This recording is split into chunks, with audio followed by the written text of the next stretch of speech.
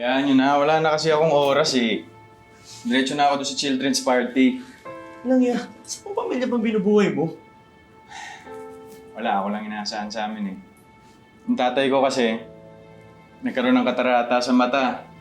Yan, natigil tuloy sa pagpapasada ng tricycle. Pre, hindi ba wala magpahinga?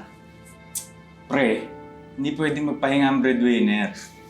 Mahal ko yung pamilya ko. Pagpapatuloy mo lang yung pagpapakamatay mo sa pagtrabaho para sa barebe na kinikita mo. Pre, sagot na namin yung biskuit sa lamay. Pre, sa akin yung kape. Stick! Ako, sagot ko na yung libing niya. Doon na kayo! Dami yung sinasabi.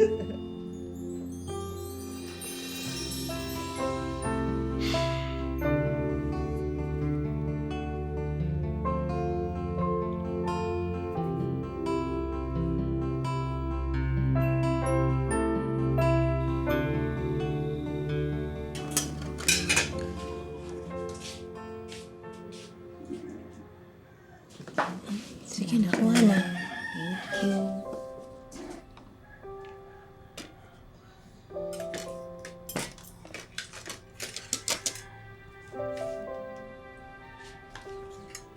Yan ma, sa'yo na to. Sige na, anak.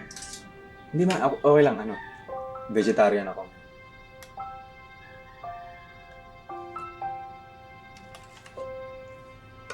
Ay! Ma, ito pala yung kinita ko sa racket ko kanina. Kulang pa rin pambayad ng kuryente pero pwede naman po ako magpasada bukas pandagdag. Hayaan mo, anak. Gagawa naman namin ang papa mo ng paraan.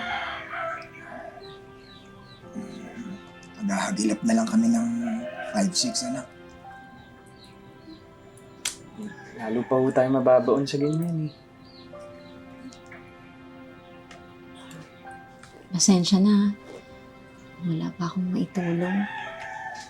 Eh, nakailan na rin naman akong subok mag-apply. Kaya lang, wala talaga eh. Ate, okay lang yan. Walang susuko, laban lang tayo. Kung bakit kasi nagkakatarata pa ako eh. Tuloy yung responsibilidad ko bilang ama. Ikaw ang sumasalo. Pasensya ka na, anak, ha? Sorry kung naging pabigat ako. Tingnan ko ha. Kahit kailan hindi ko naisip na pabigat ka. Nahihiya na kasi kami sa'yo. Lagi na lang kami inuuna mo. Ano naman talaga yung tama pa eh. Priority ko kayo, pamilya ko kayo eh. Huwag kayong mag-alala. Lilipas din to. Darating din po yung araw na magiging maginhawa din po yung buhay natin. Oo naman, anak. Di ba, ma? Kain na. Sige na. Sandali. Ampalay ba kayong lahat? Bakit? Bakit? Kasi kahit anong pait yung nararanasan ko sa buhay ko, kayo pa rin yung sustansya ng katawan ko.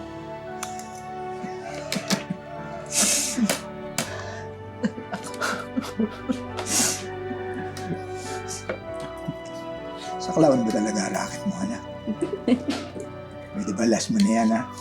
Oo, anak. Kaya, Ang pangit ba? baka naman kaya ganito kaliit ang inuuwi mo. Sweldo, anak, kasi. Grabe ka naman. Hindi mainam. Grabe ka naman, ma. Kaya, anak. Dahil sa pagmamahal niya sa pamilya, mas lalong nagpursigi si Richard sa buhay. Patuloy niyang pinagsasabay ang pag-aaral at pagtatrabaho para maabot ang pangarap niyang mabigyan na maginhawang buhay ang kanyang mga magulang at kapatid. Hanggang sa Sandali lang po. Under din to. Under pa ba yan, kuya? Sorry. Naku, mamadali na ako eh. Baba na nga ako, kuya. Pakilo mo na lang yung tricycle mo sa junk shop. Buset!